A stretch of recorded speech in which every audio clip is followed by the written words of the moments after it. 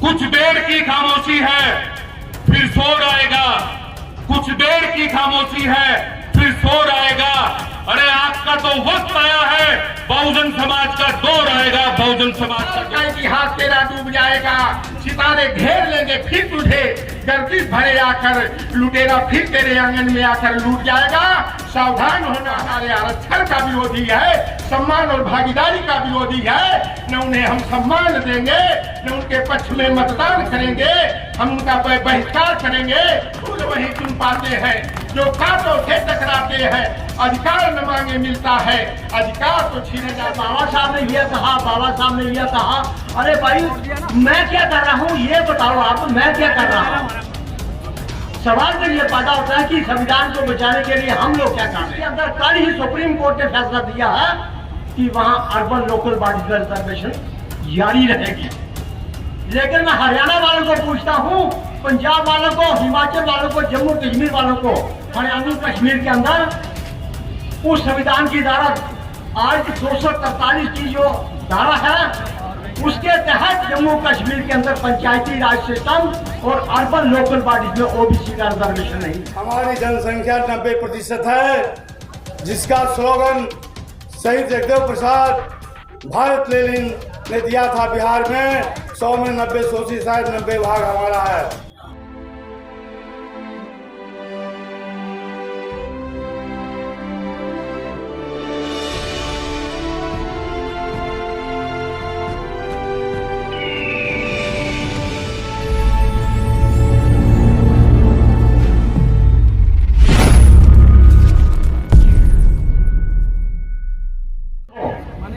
सभी लोग यहाँ कहेंगे बाबा साहब ने यह कहा, बाबा साहब ने यह कहा। अरे भाई मैं क्या कर रहा हूँ ये बताओ आप, मैं क्या कर रहा हूँ। सवाल तो ये पैदा होता है कि संविधान को बचाने के लिए हम लोग क्या कर रहे हैं। तो इसलिए आरएसएस का आदमी घर घर घूम रहा है, गांव गांव में घूम रहा है। लेकिन हम यहाँ भाषण करेंगे, हमारा वोटर बैठा है गांव के अंदर, जहाँ दूसरे राज्यों के अंदर। लेकिन जब चुनाव आएगा, 2024 की बात कर रहे हैं, सही बात है। अगर 2024 में यही जीत के आगे तो वो हाल होगा जो हमारे पुरखों ने भी देखा था। ये बात सही है साथियों। हम भी जम्मू कश्मीर के अंदर देख रहे हैं कि हमारे साथ क्या अन्याय हो रहा है, मैं उसके ऊपर बाद में आऊंगा। लेकिन मैं आपको सभी को यह कह रहा हूं, उसके लिए मैंने भी एक फार्मूला, यहाँ पे लोग कहते हैं कि हम उस स्टेट उस राज्य में कर रहे हैं, आंदोलन उस राज्य में कर रहे हैं, हम उत्तर प्रदेश में कर रहे हैं, हम दिल्ली में कर रहे हैं, हम हरियाणा। अरे भाई करते रहो अपने अपने राज्य में आंदोलन, हम भी जम्मू कश्मीर में कर रहे हैं अपना आंदोलन। मैं भी 30 साल से लगे हुए हैं वहां पे। लेकिन जो ओबीसी के साथ जुल्म हो रहा है उसको भी देखो आप लोग। यहाँ मेरे साथी ओबीसी के बैठे हैं। संविधान की धारा, कॉन्स्टिट्यूशन की धारा 243 D6 और T6, 243 D6 और T6, जिसके अंदर कल ही सुप्रीम कोर्ट ने फैसला दिया है कि वहां अर्बन लोकल बॉडीज का रिजर्वेशन जारी रहेगी। लेकिन मैं हरियाणा वालों को पूछता हूं, पंजाब वालों को, हिमाचल वालों को, जम्मू कश्मीर वालों को हरियाणा में अभी लागू किया गया है। लेकिन जम्मू कश्मीर के अंदर उस संविधान की धारा आज 243 की जो धारा है उसके तहत जम्मू कश्मीर के अंदर पंचायती राज सिस्टम और अर्बन लोकल बॉडीज में ओबीसी का रिजर्वेशन नहीं है। पंजाब के अंदर नहीं है, हिमाचल के अंदर नहीं है। लेकिन अगर हम अलग अलग लड़ते रहे तो ये मेरी बेटी यहाँ बोल के गई कि जातीय जनगणना, वो सही बात बोल के गई है। भाई तो आप कहते हो हम अपने राज्य में कर रहे हैं, अपने राज्य में कर रहे हैं। तो मैं इस बात को यहाँ पे घोषणा करता हूँ कि जब तक आप पूरे एकजुट होकर, जम्मू कश्मीर भारत का ताज है, लेकिन हम लोग इस बात की आपके सामने कुर्बानी करके ये बताते हैं कि जम्मू कश्मीर से एक यात्रा शुरू कीजिए, मूल निवासी की, चाहे ओबीसी की, चाहे शेड्यूल कास्ट के जैसे भी है, ये सभी इकट्ठे हो जाओ, नहीं तो चुनाव खत्म हो जाएगा। उसके बाद कहोगे आप कि एक किसी का कैंडिडेट कि दूसरा किसी का कैंडिडेट खड़ा हो जाएगा और चुनाव खत्म हो जाएगा। तो साथियों, मैं इस मंच से ये आगाज करता हूं कि हम जम्मू कश्मीर में सबको निमंत्रण क्या देते हैं कि आप एक डेट फिक्स करिए, हम जम्मू कश्मीर में अपना या तो वो सड़क पे आ जाए या फिर अपने वोट की ताकत को समझे। साथियों, जो आज जो शासक जो सत्ता में आए हैं उन्होंने भी बहुत लंबा संघर्ष किया है, लेकिन उनके जो इरादे हैं, उनकी जो विचारधारा है वो तभी पूरी हुई है जब वो सत्ता में आ गए हैं, जब वो शासक बन गए हैं। तो मैं तो ये कहना चाहूंगा कि 2024 का चुनाव नजदीक है।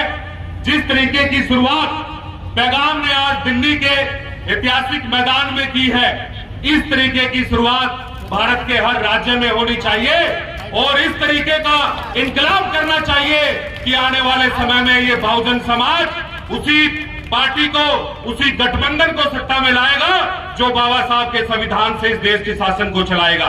साथियों, संविधान की बदौलत ही आज जो हम यहाँ पहुंचे हैं, ये हमारी लड़ाई, हमारी ये जिम्मेदारी बनती है कि हम हमारे आने वाली पीढ़ियों के भविष्य को बचाएं।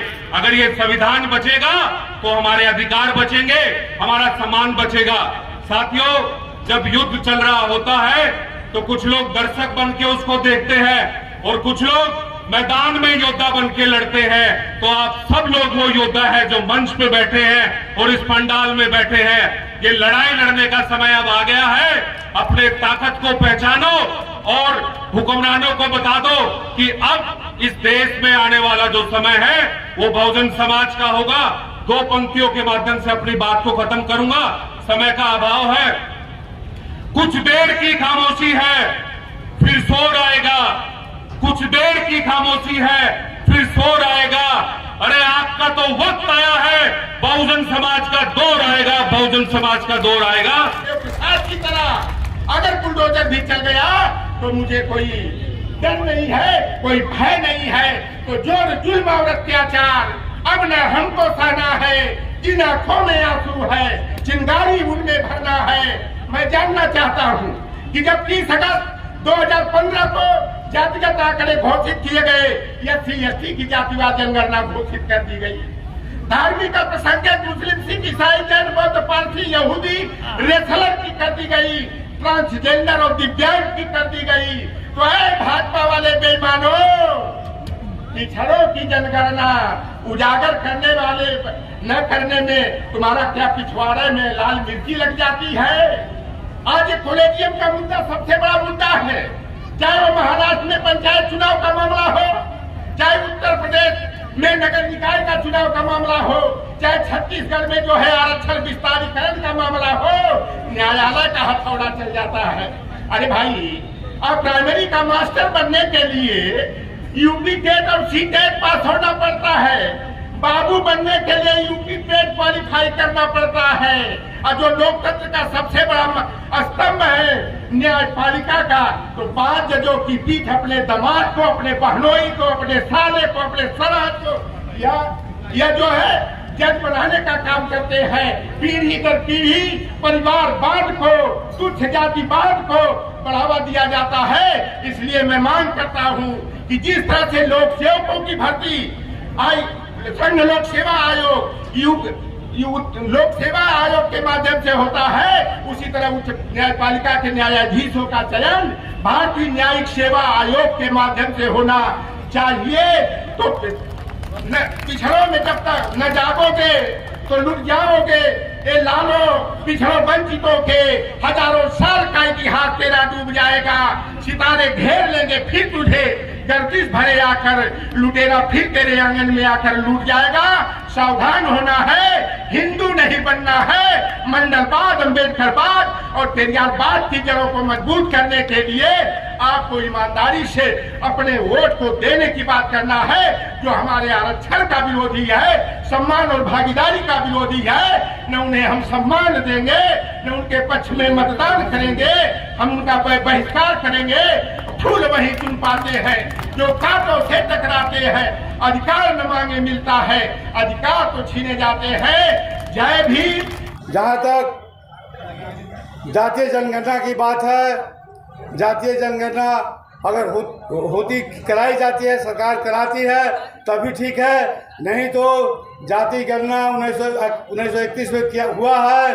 उसके बाद बीपी मंडल साहब पूरे हिंदुस्तान का दौरा करके पूरे जातियों का सर्वे किए हैं और सर्वे के अनुसार जितनी भी जातियां हैं, जातियों का विवरण उन्होंने लिखा है अपनी रिपोर्ट में और उनकी जनसंख्या भी अंकित है।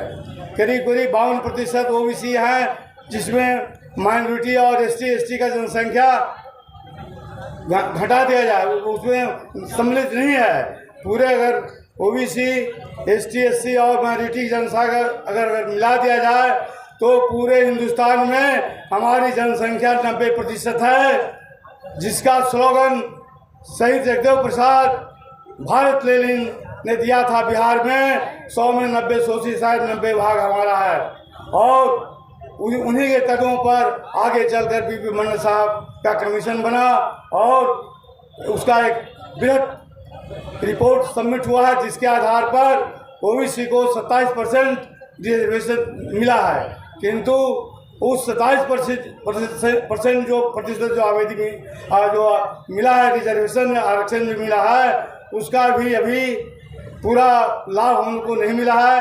अभी केवल 14%, 27% में 14% ही हमारा अभी पूरा हुआ है सभी सेवाओं में, अभी भी 13% हमारा बाकी है। और अब जब 10% EWS को दिया गया है, इकोनॉमिकली बैकवर्ड, इकोनॉमिकली पिछड़ा जो है, वीकर सेक्शन जो है उनको दिया गया है, तो अब जो कैप था 50% का, वह कैप भी खत्म हो गया, अब 60% चला गया है। तो हम लोगों का मांग होना चाहिए कि संपूर्ण आरक्षण हमको मिले। हमारा जो प्रतिनिधित्व जो है हर जगह, वह विधायिका हो, कार्यपालिका हो, न्यायपालिका हो या मीडिया हो, हर जगह हमारा जो प्रतिनिधित्व है जो हमारी जनसंख्या के अनुसार होना चाहिए और इसकी लड़ाई हमको लड़ना चाहिए।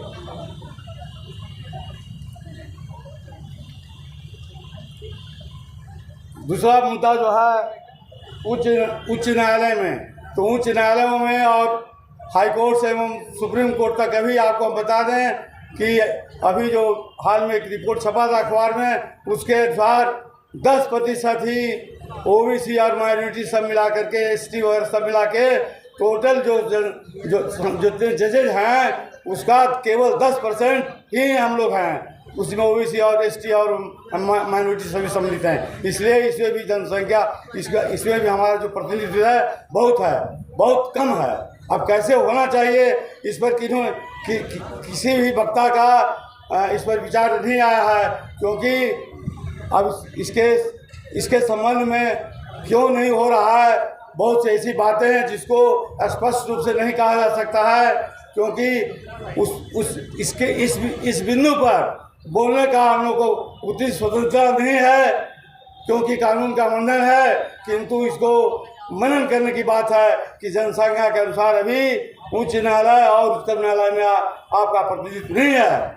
जहाँ तक निचली न्यायालय में जो जिला न्यायालय जिसको कहते हैं, जिसमें सिविल जज जूनियर डिवीजन से लेकर के डिस्ट्रिक्ट एंड सेशन जज तक के पदाधिकारी रहते हैं, न्यायाधीश रहते हैं, वहाँ भी ओबीसी, एसटी और माइनॉरिटी का जो प्रतिनिधित्व है केवल 14-15% है। वहाँ भी हमारी जो प्रतिनिधित्व है वह जनसंख्या के अनुसार बहुत कम है। इसके लिए ऐसी बात नहीं है कि हमारे समाज में न्यायाधीश होने लायक लोग नहीं है, योग्यता नहीं है, किंतु कुछ ऐसी व्यवस्था ऐसी है जिसके वजह से हम लोगों का प्रतिनिधित्व वहाँ नहीं बढ़ रहा है। इसलिए व्यवस्था में परिवर्तन की आवश्यकता है और सरकार जब मौजूद होगा, जब सरकार 90% लोगों का सरकार सही ढंग में जब आ जाएगा, तब आपका प्रतिनिधित्व हर जगह बढ़ेगा और तभी आपको सामाजिक, राजनीतिक और आर्थिक न्याय मिल सकेगा। जहाँ तक जातीय व्यवस्था की बात है, हम लोग किसी जाति या धर्म में विश्वास नहीं करते हैं।